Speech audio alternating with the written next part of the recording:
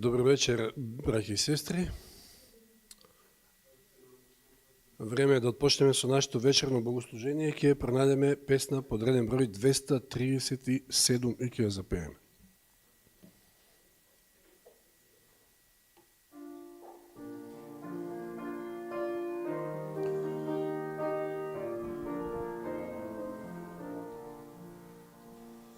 Во љубовта сме срекни и та радост е, с неја сме добри, пријатни, далеку сме од зло. Срекни сме како Божи деца, срекни сме што не сакамо. Во љубовта сме срекни, радосна, с неја сме добри, пријатни, далеку сме од зло. Во маките од грево се мача многовја, него ни Божја љубов нас во помош на тој свет. Срекни сме како Божи деца, срекни сме што не сакамо. Во љубовта сме срекни, та ни е радосна, с неја сме добри, пријатни, далеку сме од зло. Со радост сме пред Бога, од гревот спасени, и пееме му, срекни сме во љубовта вечна. Срекни сме како Божи деца, срекни сме што не сакамо. Во љубовта сме срекни, та ни е радосна, с неја сме добри, пријатни, далеку сме од зло. Ќе клекнеме на молитва. Божи Господе, Ти благодариме што не собрај ова вечер во Твојот дом, да Ти дадеме чест и слава и да, еве и песната ја пеевме. Треба да бидеме срекни, пресрекни, затоа што знаеме дека сме Божи деца. И баш вечерва ќе видиме уште еднаш да се подсетиме на еден многу убав начин преку нашиот брат Марк Сандовал, дека сме Божи деца. Тоа е нашиот идентитет. Тоа сме, а и да се подсетиме уште еднаш и да видиме колку сме вредни. Биди со секого од нас овде да сето ова се вреже во нашиот ум, како што имаше делување врз мене, овие изминати 2 седмици, па може и подолго, така да влија и да делува на сите оние кои што ќе гледаат овде, но и преку интернет. Те молиме, Господи, посебно за оние кои што се болни, кои што страдаат. Повторно се молиме за нив, посебно посети ги со Духот Твој свети и подсети ги новие големи вистини кои што некојаш многу лесно така ги забораваме, иако се основа на тоа да можеме да храбро чекориме низ овие времија во кои што живееме. Биди со секој од нас уште еднаш и Сето ова нека биде на Твоја слава и прослава, наша радост и духовен раст во Христово име те помоливме и те благодариме. Амин.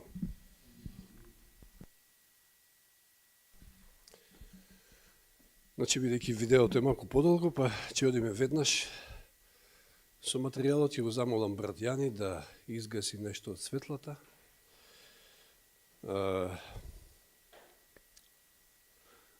Се надам дека ќе го следите, на моменти само е така малку побрз, може и во зборувањето, меѓутоа тоа се само некои моменти.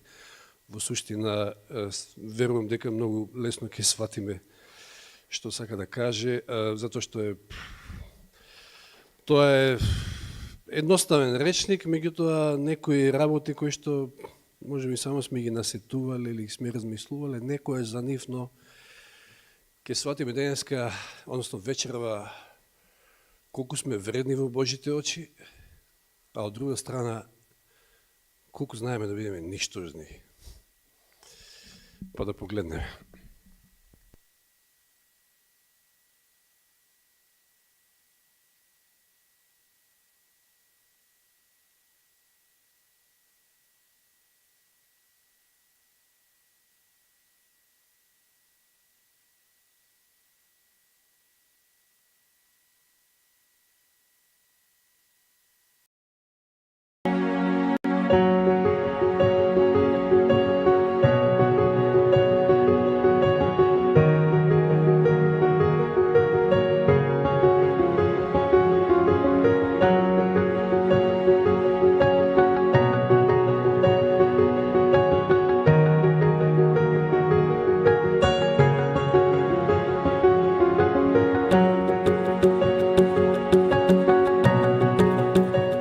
Hello, friends. Welcome back to another episode of Truth for Life. Today, we're going to be looking at the topic of finding your true identity and value.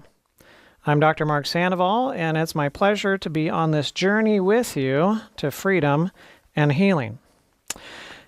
Question: who are you? Who are you? I like asking that question. In fact, multiple times with multiple patients, I have asked that question, who are you?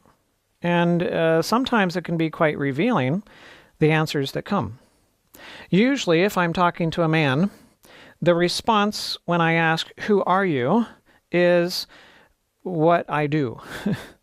So the man will respond, well, I'm a mechanic, or I'm a carpenter, or I'm a tradesman, or I'm a whatever. And the secondary identity that a man will usually identify with is their career, right? That they're a provider, or what their hobbies might be. Right? These are common things that men identify when they identify their identity. Women, they tend to, at least in the Western culture, they tend to identify who they're related to. So they relate themselves as a mother, as a wife, as a daughter, and so on. That's how they identify as. And then men, secondarily, will identify who they're related to. So I'm a father, I'm a husband, and so on. And women, secondarily, will identify as what they do, their career, they're a caretaker, or so on. And finally, men will usually end in, well, I don't know. If it's not career and it's not who they're related to, I don't know. And women, they might go on to their qualities. Well, I'm helpful, or I'm, this, that, or the other thing. And this has been my experience in asking the question to patients over the years and seeing what their responses are to these. Now, do your actions define who you are? In other words, is it what you do that makes what you are? Or is it that your identity determines what you do? Which way is it? In other words, are you a human doing, or are you a human being? Which do you see yourself to be? If your identity is your career, what if you are injured and you can't continue in that career anymore? then who are you?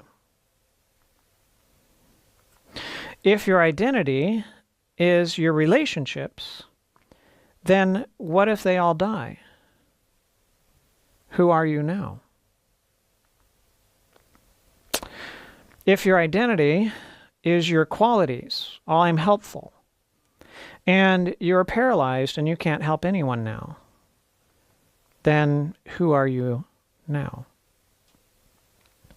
If you have an identity that can be threatened, then you're in an insecure place. You can never be secure if your identity can be threatened. And if your identity is based upon any personal quality, any personal capacity, any human relationship, it can always be threatened. It can always be threatened. If your identity is based upon something that is mortal, something that is perishable, it can always be threatened. And that leaves you always insecure. Now, is it the thing that is created that defines what it is? Or is it the Creator that defines what it is? Is the pot a pot because a pot says I'm a pot? Or is a pot because the Creator says you're a pot? Is your identity defined by you, or is it defined by God? In 1 John 3 and verse 1, we're told, "Behold, what manner of love the Father hath bestowed upon us, that we should be called sons of God." So, what does God identify us as? His children. We are the children of God. And that's a beautiful thought. Now, you might have thought that you had parents, and you do. You do. And you have a family tree, of course. And that family tree is going to include your father. Who is your father? And who is your grandfather? And who is your great-grandfather? And who is your great-great-great-grandfather? And so on and so forth. How far does that family tree, where does it go to? Right? How far do those roots go? How far do the branches go? Who are you related to? Well, the Bible tells us. In Luke 3 and verse 38, it comes to the end of a chain of genealogies.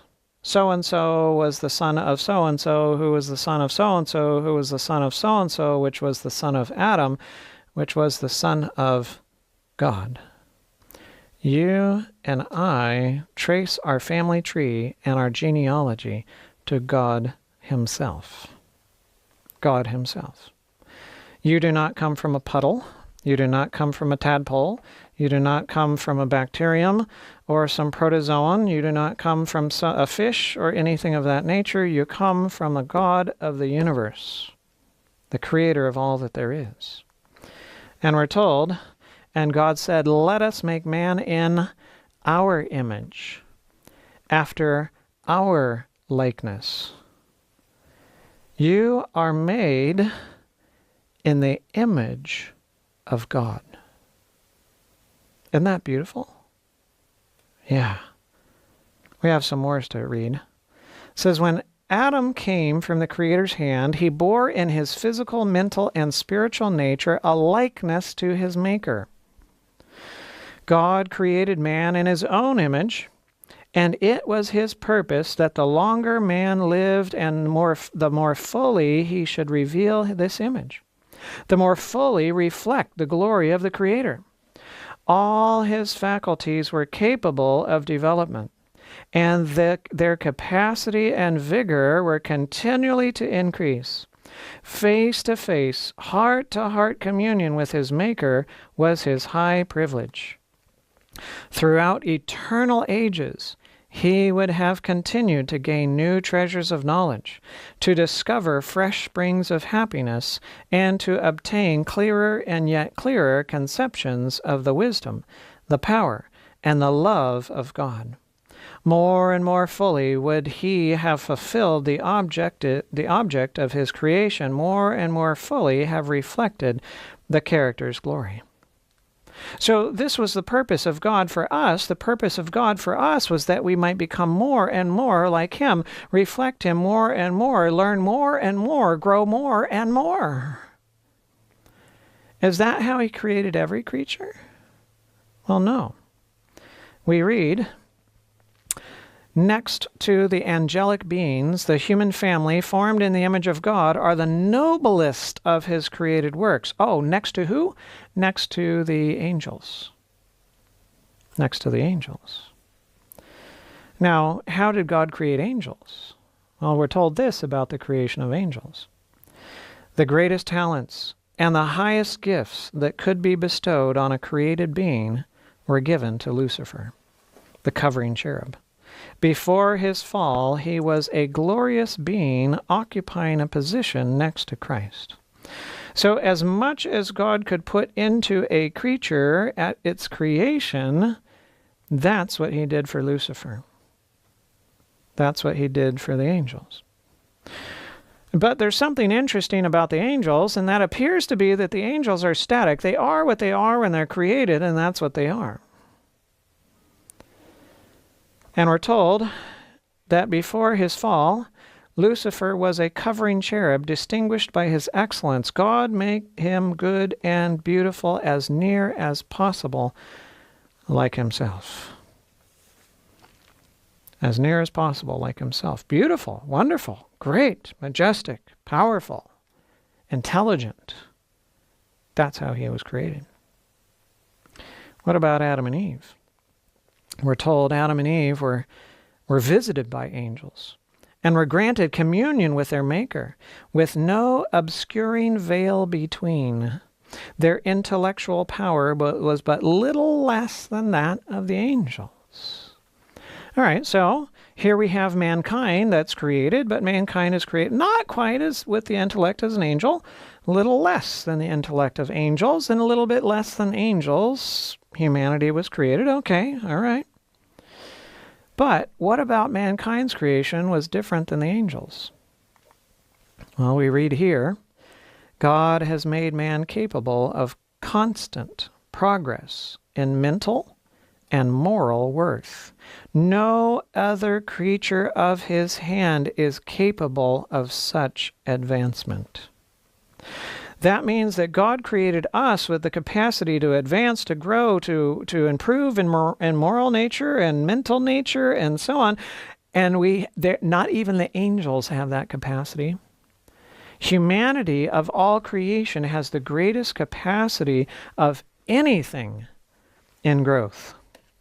We're also told that man created for fellowship with God can only in such fellowship find his real life and development. Except by his own choice, there is no limit to the possibilities of his development.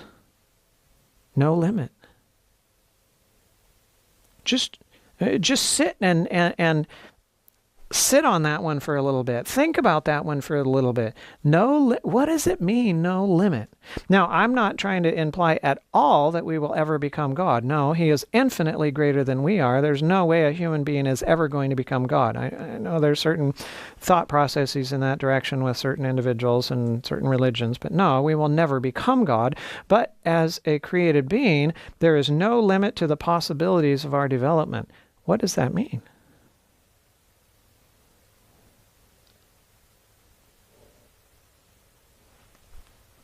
Something to think about, right?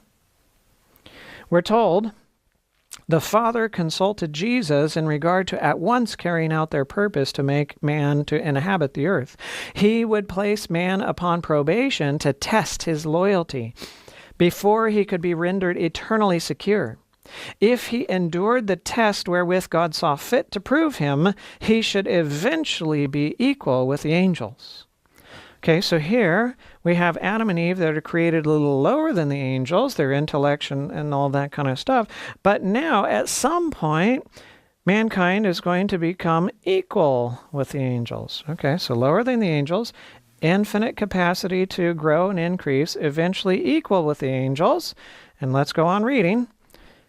Those who in the strength of Christ overcome the great enemy of God and man will occupy a position in the heavenly courts above angels who have never fallen.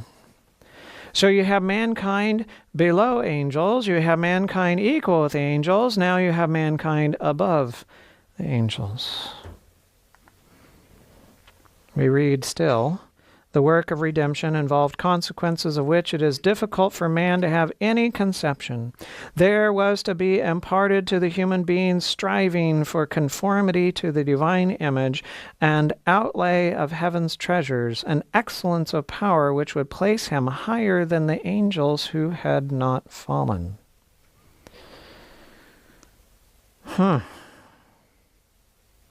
So what is possible for us? Makes you think. Makes you think. One last quote here. By his life and his death, Christ has achieved even more than recovery from the ruin wrought through sin. It was Satan's purpose to bring about an eternal separation between God and man. But in Christ, we become more closely united to God than if we had never fallen. So God's plan to redeem us, the plan of salvation, is such a good plan that at the end of all of this, it will be better than it was at the beginning. And God created us with a capacity to grow and increase that no other creature of all creation has been given. How special are we? How precious are we? Far beyond what we can imagine. So, from what we have read, we see that mankind was made a little lower than the angels, that mankind has the greatest capacity of advancement of all created beings, that mankind will eventually be equal and then above equal to and above the angels, and there is no limit to the possibilities of our development. Wow. Wow. Nothing else in all creation has the potential that you have as a human child of God. Nothing. Nothing. You are not a cosmic accident. You are not a random accumulation of molecules. You are not the result of a nameless and faceless process that has produced you but does not care about you. You are not a robot or a slave made to fulfill the needs of a selfish God. You are not lost in a crowd. What are you? You are royalty. You are a precious child of the Creator God, the God of the entire universe and beyond. You are unique. There is no one else like you, no one with your set of qualities, nothing. There is no one else that has the same personality, no one else that has the same individuality as you do, and no one else could ever replace you, and no one else could represent the particular aspects of the nature or the character of God like you can. No one else. And God created you so that you would continue to develop forever. You don't have a clue of what you will become. Not a clue. So the question is, how much are you worth? How much are you worth? First, we must ask the question, what makes something worth what it's worth? Is it what it is made of? Here we have a picture on the screen. And that picture, well, it's an old picture. It's not a very exciting picture. It has ink, has paper. Is it worth what it's worth because of the ink and the paper? And maybe the subject that's in there? Well, this happens to be the Honus Wagner baseball card. You might not be into baseball cards or not, but this is the most sought after baseball card in the world. And this particular baseball card sold for about $2.4 million. Subsequently, they found another one in better condition, and that one sold for around $5 million. So is it worth what it's worth because of what it's made of? Not really. Is it worth what it's worth because of what it can do? Here you see there's a vase. Now, the vase can hold water, a vase can hold marbles, a vase can hold flowers, a vase can hold various different things. It can sit on a shelf, it can keep a door open and keep it from swinging shut, it can be there to pick things up in and whatever. That's what a vase is. Is that what determines how much value it has? Now, that one happens to be Ming Dynasty, $3.5 million. Really, when it comes down to it, value is determined by what the highest bidder is willing to pay for the thing. If you come up with a product or you have some kind of item and you want to find out what value it is, if you simply stick it on the shelf and you put it for sale and you put a price on it and it's purchased for that price, you still don't know what it's worth. It's worth at least the price tag that was on it, but you don't know if it's worth more than that. It's only when it goes up on auction you get to know how much it's worth based upon the highest bidder. So again, how much are you worth? How much are you worth? In answering that question, we're going to go on a journey together. A long journey, a big journey. So here is something. What is that? Well, it's our Earth. And the Earth is big. That's actually quite big. It's around 25,000 miles in the circumference, 24,901 miles around its circumference. If you would to drive around the world, around the equator, and you were driving at 70 miles an hour without brakes, it would take you, how long? 355.7 hours to drive around the Earth. That would be 15 days plus something. And a straight drive around the Earth, no stops to fuel, no stops for bathroom, just 70 miles an hour going on around the Earth. That's pretty big. The Earth has a mass of essentially 6 octillion kilograms. Now, octillion, get an idea, is you have 100,000 and then a million and billion, trillion, quadrillion, quintillion, sextillion, septillion, octillion. So 6 octillion kilograms.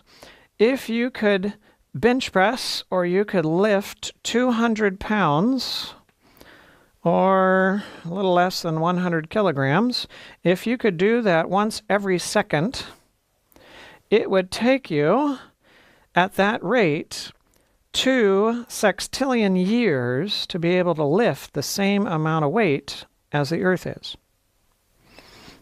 Now, if you have a fast car, you might be able to drive 200 miles an hour. That's pretty fast. But the Earth rotates on its axis about 1,000 miles an hour. That's quite faster. And the Earth's orbit around the Sun is 66,611 miles an hour. So if you aim things just right and you're driving your 200 miles an hour in the direction that the Earth is turning, in the direction that the Earth is orbiting, then, well, it looks like you could hit about 67,811 miles an hour. That's kind of fast, huh?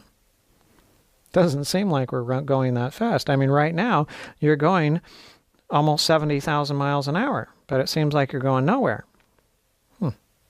Perspective. Of course, the Earth is only one of 8 or 9 planets in our solar system. You have Mercury, which is the one that is closest to the Sun, And then there is Venus and Earth and Mars, and then you have Jupiter, Saturn, Uranus, Neptune, and if you consider Pluto a planet, poor little Pluto out there. And all of those are orbiting around the sun. Our sun is a medium-sized star. It's about 93 million miles away from us. And even at the immense speeds of light, it takes about 8.25 minutes for light to make it from the sun to the earth. So if the sun were to explode, well, we wouldn't know it for a little over 8 minutes later, and then we still wouldn't know it because we'd be dead. On its surface, the sun is about 10,000 degrees Fahrenheit. And if the earth were the size of a golf ball, the sun would have a diameter of about 15 feet across. That would be pretty big. Here you got a little example in the picture, and there's your little dot, what the earth would look like in comparison to the sun.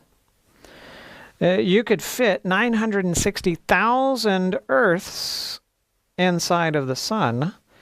That is enough golf balls to fill an entire school bus with Earths. When we compare the Earth with the other planets, we find that the slightly larger planets, there are some that are smaller. Mercury's smaller, Mars is smaller, Venus is a little bit smaller, and then you have the Earth. But the Earth is quite small compared to some of the other ones. You see the Earth compared to Neptune, Uranus, Saturn, and then Jupiter. In fact, Jupiter is so big you can take 2 Earths and put it inside of this big hurricane on the surface of Jupiter. So Jupiter is a big planet, but Jupiter is nothing. You see Jupiter on the left? There's a little dwarf star, and then there's our sun.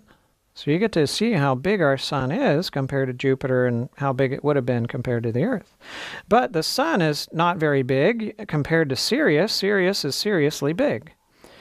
But Sirius, well, Sirius is seriously small compared to Pollux, Arcturus, and Aldebaran. And Aldebaran seems to be so huge, but here's Aldebaran compared to Rigel, Antares, and Betelgeuse. Betelgeuse is huge, absolutely huge. Betelgeuse is called the Orange Giant. It's part of the Orion constellation. In fact, it forms one of Orion's shoulders, and it is 427 light years away from us, which is twice the size of the Earth's orbit around the sun. So you take Earth orbiting around the sun, and you take that next to Earth's orbiting around the sun, and both of those can fit inside of Betelgeuse. It is absolutely huge, an absolutely huge star. If the Earth were the size of a golf ball, then Betelgeuse would be the size of the Empire State Building, on top of the Empire State Building, on top of the Empire State Building, on top of the Empire State Building, on top of the Empire State Building, on top of the Empire State Building. 6 Empire State Buildings on top of each other, that would be the Earth. It would be 612 stories tall, and the Earth would be a golf ball.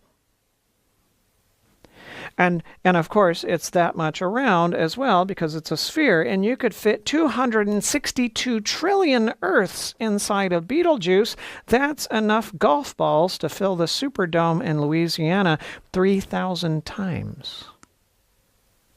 It's huge. It's huge. But Betelgeuse is not the biggest star out there. You see Betelgeuse on the left? Well, next to it is Musifi.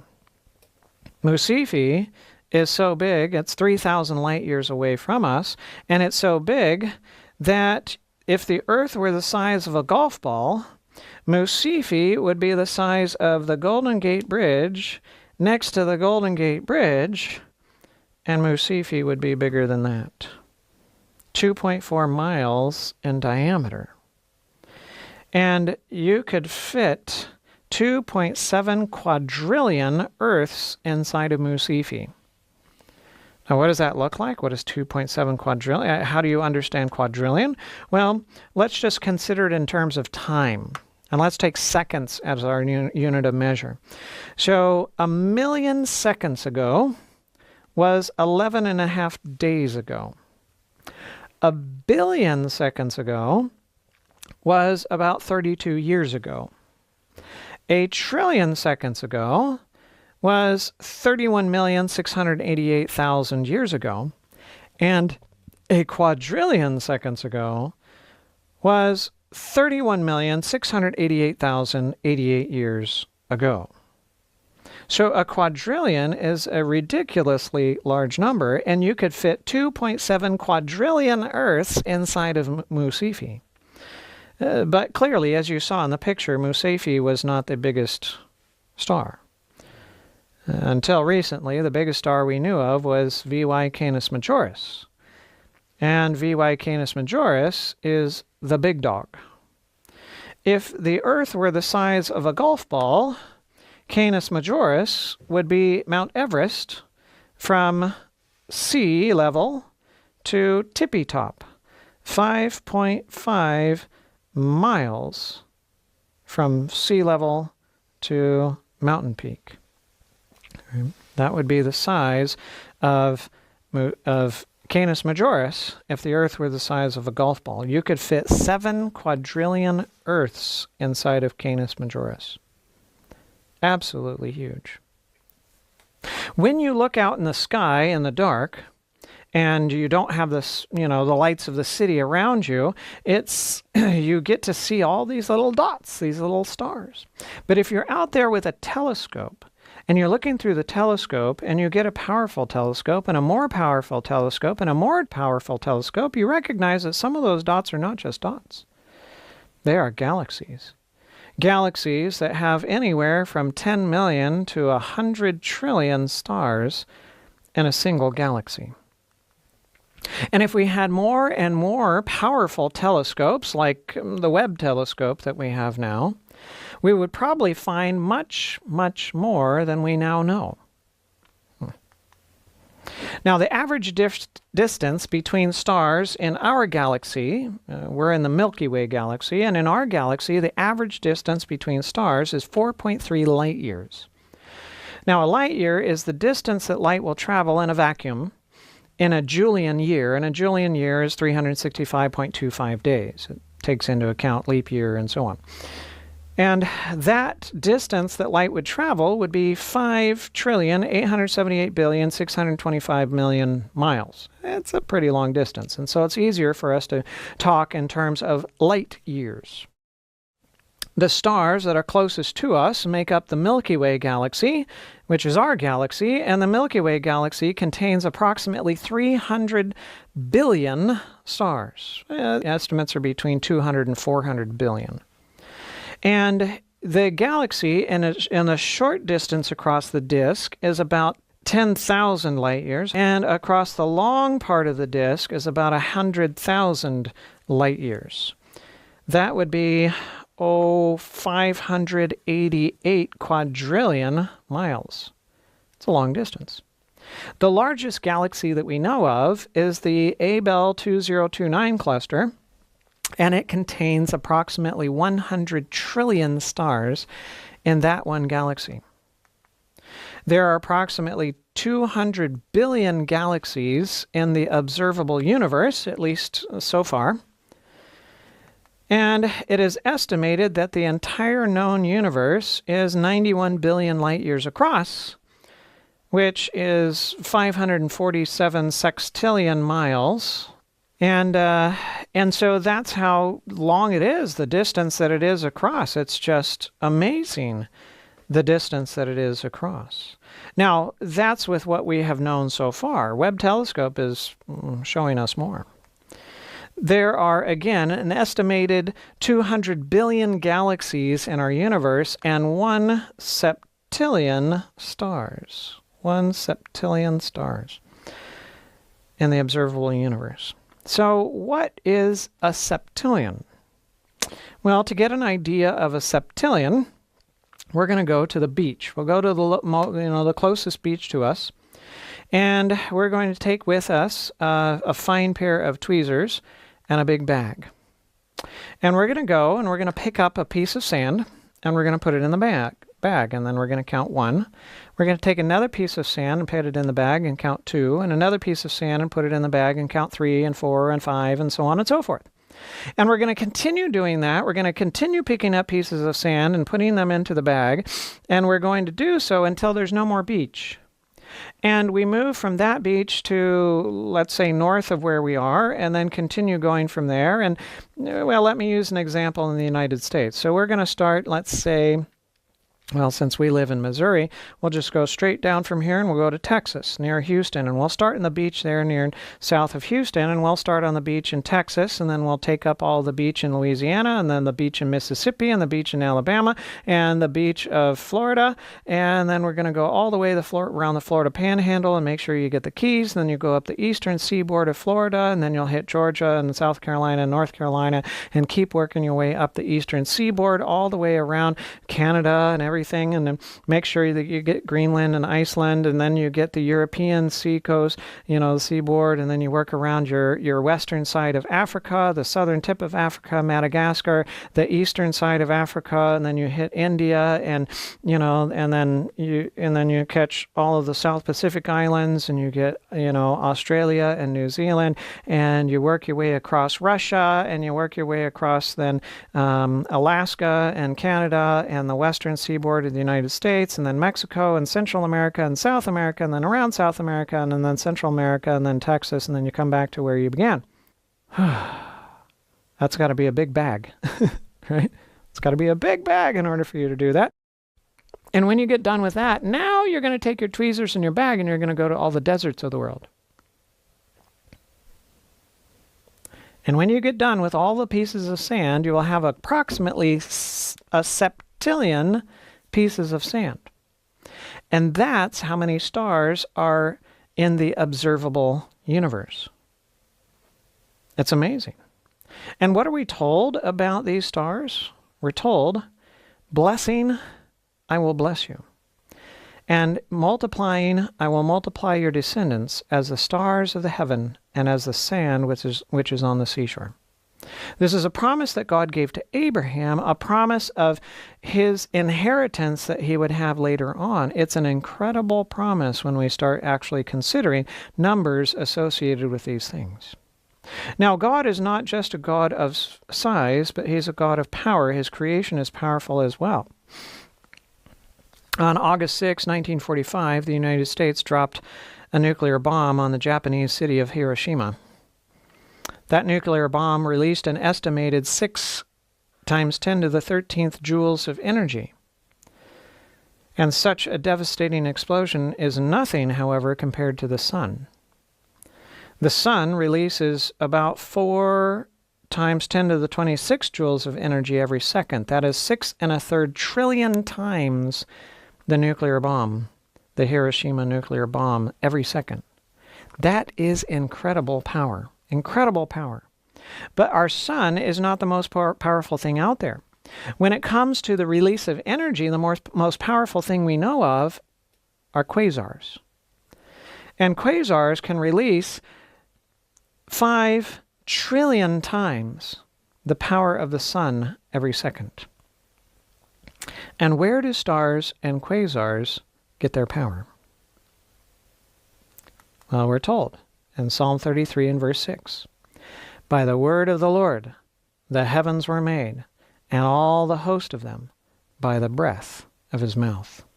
All of that power is as easy to God as breathing. It's as easy to him as breathing. And for all the things that he created and all the power that is required, he can continue to empower all of his creation forever. Easy for him. Now, God is not only in numbers, God is not only in power, but God is also in dimensions. You see, one dimension is a line. That's what it is. And with that line, you can go, let's say that it's an east-west line, you can go infinitely in the east direction, or you can go infinitely in the west direction. You have infinity even in a single dimension. But beyond that single dimension, what if you have 2 dimensions? Well, if you have two dimensions, now you take not only east and west, but now you can add north and south to it. Okay? And so you have infinity times infinity. You take this line here, and now you can turn around an axis, and you have an infinite number of other lines that you can draw, and now you end up with a plane. It's infinity times infinity. That's two dimensions. What about three dimensions? Well, three dimensions, you have east and west, north and south, but you also now have up and down.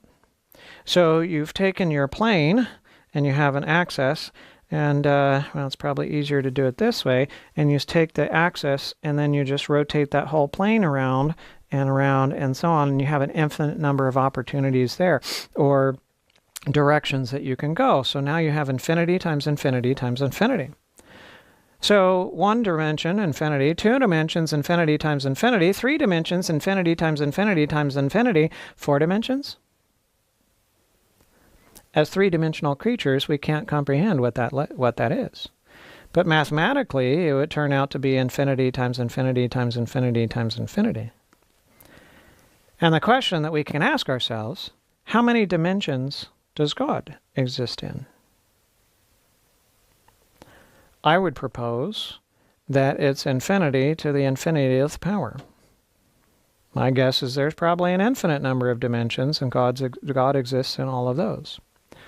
And here we are in three dimensions and three-dimensional creatures trying to use our little minds to comprehend all of God and who He is and what He's like.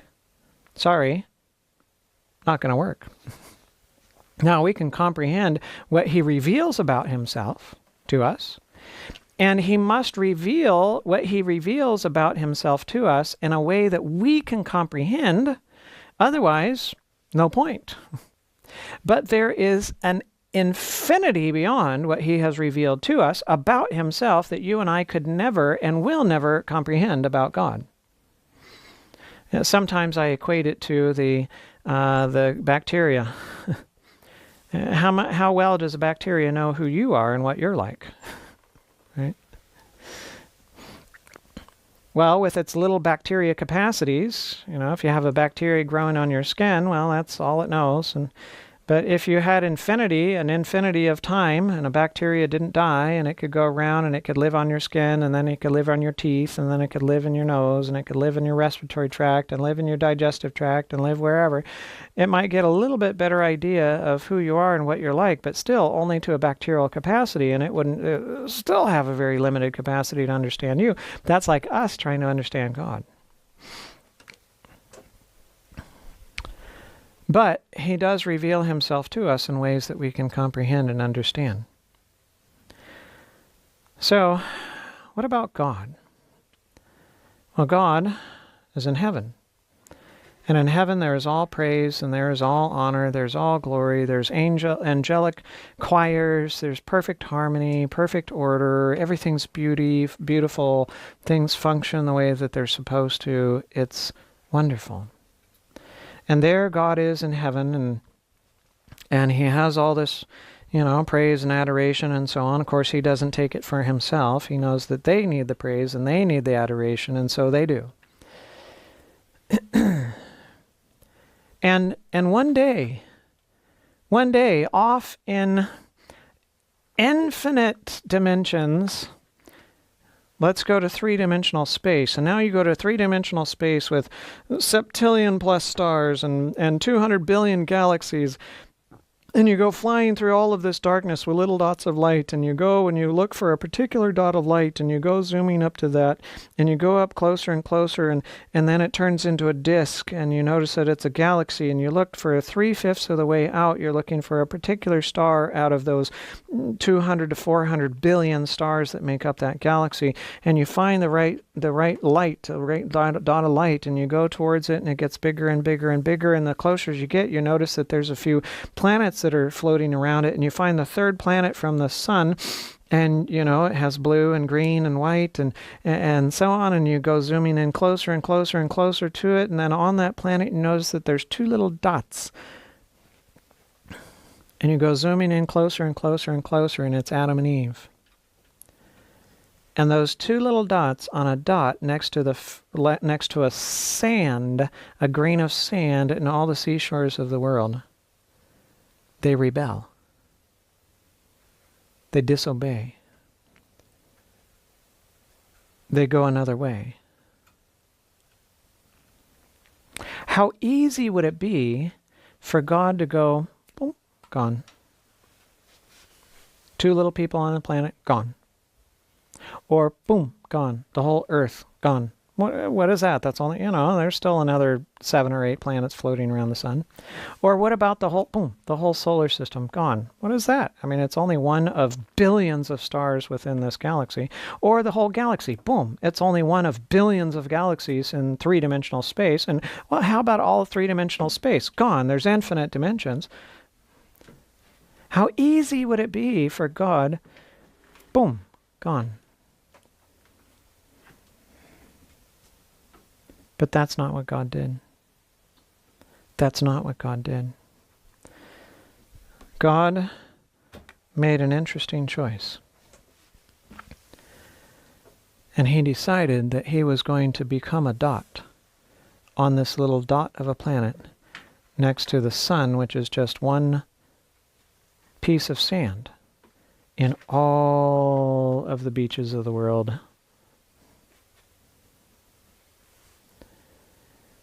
And he came to Mary, the angel did, and asked her whether she would be willing, and she said yes. And God did something remarkable. He packaged himself in a single cell. The most simple of anything. The most simple form of life ever. The most vulnerable form of life ever. God packaged himself in that. And that one cell divided into 2 and divided into 4 and divided into 8, and then it was a morula and a blastula and eventually became a little embryo and then developed into a fetus, and then he had a heart that started beating and blood that started circulating, and he started having arm buds and leg buds and then hand buds and feet buds and then fingers, and then the fingers zippered and he had individual fingers, and he sucked his thumb inside his mother's womb, and he was completely vulnerable. God did that. And he was born into a world where he was born not into a palace, but into a cattle stall. And a feeding trough was his cradle. And he came so that he might rescue people. He came so that he might reveal to us his love. He came so that he might reveal to us the Father's love to set us free. And that love was too much. It was too much for us to handle. And we tried to throw him over the cliff. We tried to kill him. And we finally succeeded. We put him on trial, and we beat him. And he went through the most immense physical torture that anybody could imagine. And he died on a cross for you and for me. Why, oh, why would he do it?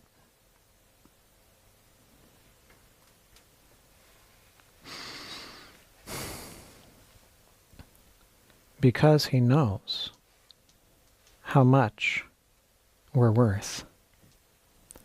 And he knows what he came to save. How much are you worth? Priceless. Absolutely priceless. We're told the value of a soul is estimated by the price paid for it. The value of a soul, who can estimate? Would you know its worth? Go to Gethsemane and there watch with Christ. Through those hours of anguish, when he sweat, as it were, great drops of blood, look upon the Savior uplifted on the cross. Hear that despairing cry, my God, why hast thou forsaken me?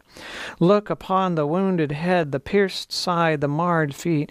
Remember that Christ risked all. For our redemption, heaven itself was imperiled.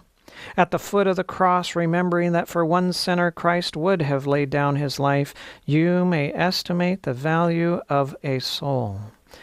One soul is of such value that in comparison with it, worlds sink into insignificance. How much are you worth? Far more than you think. Far more than you imagine. Worlds. And I would argue, not just worlds, galaxies.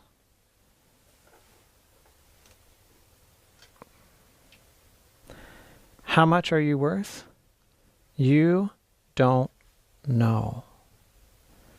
But it is far more than you ever thought and you ever imagined. Far more. Right? You just can't imagine what you are worth. How do you treat something that is valuable? Here we have two vases. You have a vase that was on clearance sale for less than $1. And here you have a Ming Dynasty vase, $3.5 million. Both of them are vases. Both of them can have the same function. Both of them can hold water, can hold dirt, can hold plants, can hold flowers, can hold whatever. They can sit on a shelf, they can be looked at, they can be whatever. Both of them have essentially the same function, but they don't have the same value. So how do you treat something that's valuable? Would you put flowers and water in your Ming Dynasty vase and then leave them there and let them die and rot in there? And if your Ming Dynasty vase now had those flowers in it, would you pull them out and now it has muck on the inside of it, and you would go take it and get a Brillo brush and scrub it really good on the inside and so on, and then stick it on the drying rack or throw it in the dishwasher? Would you take your Ming Dynasty vase and do some balancing acts with it on your head and see if you can get it across from one side of the room to another? And if it fell and it crashed and it landed on the ground and shattered into 1,000 pieces, well, how would you feel and why? I tell you, if it was the $1 vase, and it fell to the ground and it broke into 1,000 pieces, you would be upset because you have a mess to clean up. But if the Ming Dynasty vase fell on the ground and crashed and split into 1,000 pieces, you would be upset, not because of the mess that you had to clean up, but because the value of what you had lost. Right?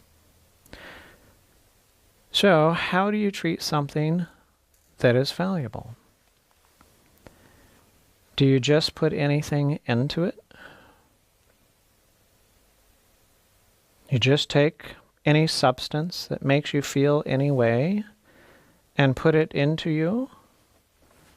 If you know your value, that is not the case. That is not the case. You will be careful about what goes into you, because you will only want something to go into you that is according to your value. Okay. So how do you treat something that's valuable? Do you just eat anything and everything? Oh, it may be tasty. Oh, it may be colorful. Oh, it may be this, that, or the other thing. But do you just put anything into you if you are so valuable? No. I tell you, the ones who eat like this are the ones who don't know who they are. They don't know how valuable they are. They don't know how precious they are. And so since you're not valuable and you're not precious, you can just put anything into you that you want. How do you treat something valuable? Do you just put anything and everything into such a valuable mind that was created in the image of God, that was created to expand and grow forever and to become more and more like God? Do you fill it with things that draw you away from God, separate you from Him, and so on? No. If you know who you are and you know how valuable you are, you don't just put anything into your mind because it's precious. It's valuable. It's His. How do you treat something that's valuable? Do you just cover it up? Paint it up? Tattoo it up? Or whatever? Is that how you treat something that's valuable? No, friends. That's not how you treat something that's valuable. When I look at these people, well, her and him, I know they don't know who they are. They don't know how precious they are. They don't know how valuable they are. And if they only knew, they wouldn't continue going there in the same way. Now, do we blame them for being that way? No, no, no. It's not to blame. It's not to blame. But it's to help us to recognize that we are of value. And because we are of value, we cannot just put anything and everything into us. And we cannot just treat ourselves any old way. We will do so in a way that shows the value that we have. Now, is it only us that are that valuable? Is it only me or only you? Well, no. What about others? How do you treat something that's valuable? They might be homeless. They might be destitute. They might not have a penny to their name. But how valuable are they? How precious are they? How do you treat something that is valuable? When we understand how valuable we are to God, then we will understand how valuable others are, and we will begin to treat them with that value. If you are in communion with Christ, you will place His estimate upon every human being. You will feel for others the same deep love that Christ has felt for you. Then you will be able to win, not drive, to attract, not repulse, those for whom He has died. It is by this personal work that we can rescue souls. When you see those who are going down to death, you will not rest in quiet indifference and ease. The greater their sin and the deeper their misery, the more earnest and tender will be your efforts for their recovery. You will discover the need of those who are suffering, oppressed with a burden of guilt. Your heart will go out in sympathy for them, and you will reach out to them a helping hand. In the arms of faith and love, you will bring them to Christ. So, who are you? What are you worth? What are others worth? And what is a purpose worthy of your identity and your value? These are all things that we must question, that we must ask, and we must seek to understand. But I want to remind you that you are His, and you are absolutely valuable to Him.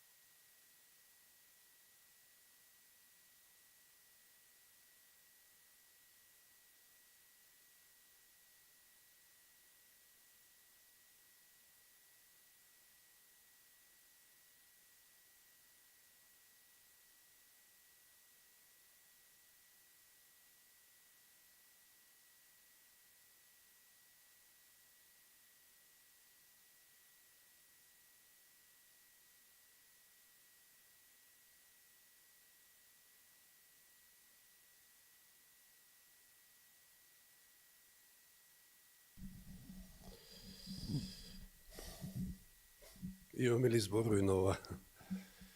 Ја да ви кажам, доека го преведував, доека го текстот го местев и не знам кој знае колку пати заплакав на овие последни некои 15 на минути.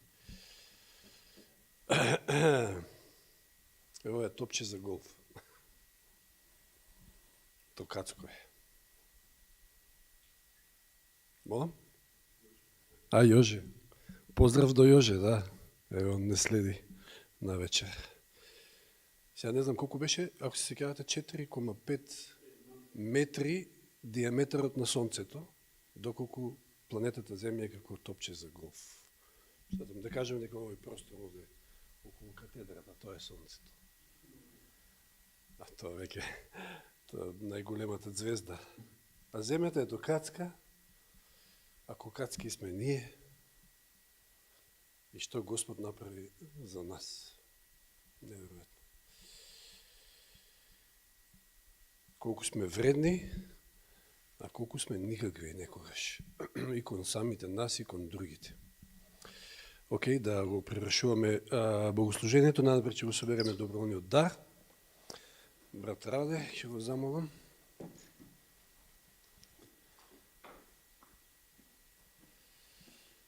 И можеме да пронајдеме 109-та песна. Не е пинг-понг, не.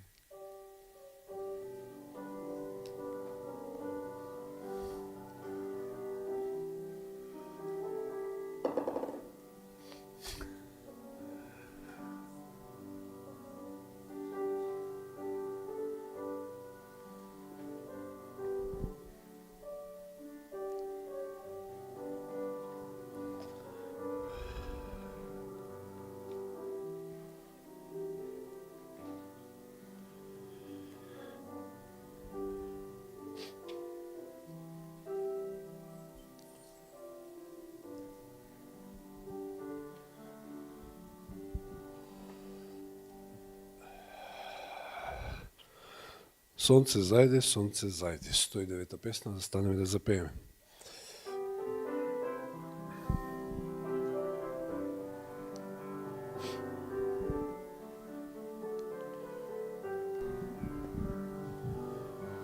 Сонце зајде, тивко паѓа сегде мрак, сладок испушта, одмор бара слабија. Ден си мина, мрак е па над земјата, срекни сме и та вечер, близу сме до својот дом. Поблизу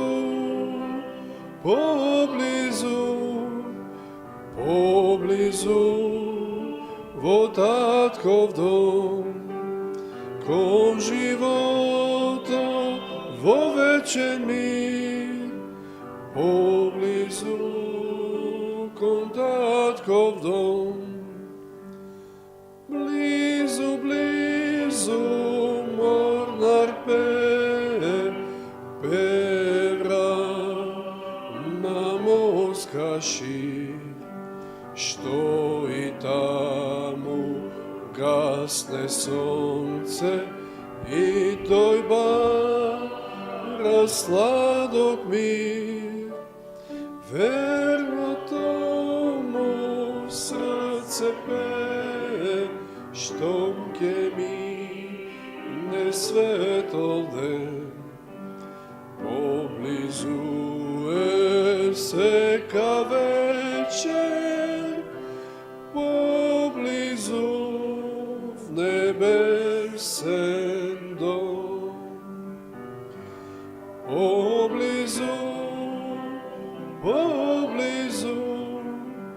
Poblizu vo tatkov dom, kon života vo večen mir. Поблизу кон татков дом, поблизу ја секој ден сум, кон домот мир и кај животното дрво, близу до тој рајски дом. Звезди небо трепка цело, колку мило сјае се. Ние сега поблизу сме, поблизу кон спасот свој. Поблизу, поблизу, поблизу во татков дом, кон животот во вечен мир, поблизу кон татков дом. Ќе клекнеме сите на крајот на молитва.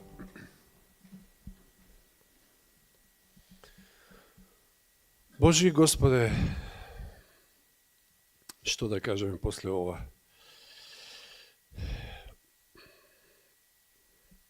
Наистина нема зборови. Можеше бум и да не снема. Тие две точки, тие две мали точки, а и секој од нас, како една мала ситна точка во целиот овој универзум кој што ова се некои човечки проценки и пресметки според оно што може да се види со сегашните телескопи, а што се уште има понатаму.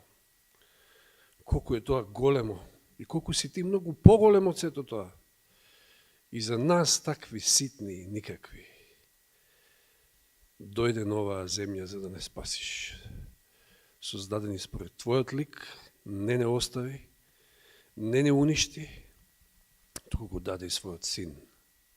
И ти, и тој стана точка како еден од нас, како секој од нас. За да го сватиме, за да ја сватиме таа негова огромна љубов и за да му се предадеме. И не само ние, туку целото човештво, секој човек на оваа планета Земја е создаден во Божиот лик и е еднакво вреден во Твоите очи, Господи. Помогни ни да го сватиме ова, ако досега не сме го сватили на вистина штета, но така изгледа од начинот како го живееме нашиот живот. Затоа помогни ни, Господи, да се скршиме и да сватиме колкава е нашата вредност, колкава е вредноста на луѓето околу нас, кои што се уште талкаат во темнина и не ги познаваат овие нешта, не те познаваат тебе, прашање колку и ние те познаваме вистински.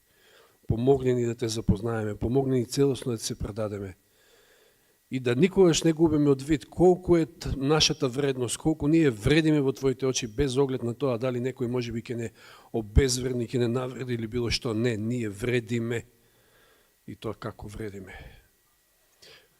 Води не, Господи, во оваа нова седмица со овие мисли, со ова прекрасно излагање на братот Марк и овозможи можности, секоја онаа можност што ќе ни ја дадеш да можеме вистински да ја искористиме за да допреме до некоја душа. Ти благодариме за се, ти благодариме за Твоето Слово, ти благодариме за Духот на пророштво, ти благодариме за сето ова богатство што го имаме. Помогни ни да се скршиме и да се предадеме уште еднаш и да вистински се цениме самите себе си, нашата вредност, а и останатите околу нас, затоа што и тие вредат како и нас. А вредиме непроценливо. Слава нека Ти е, Господи. Амин.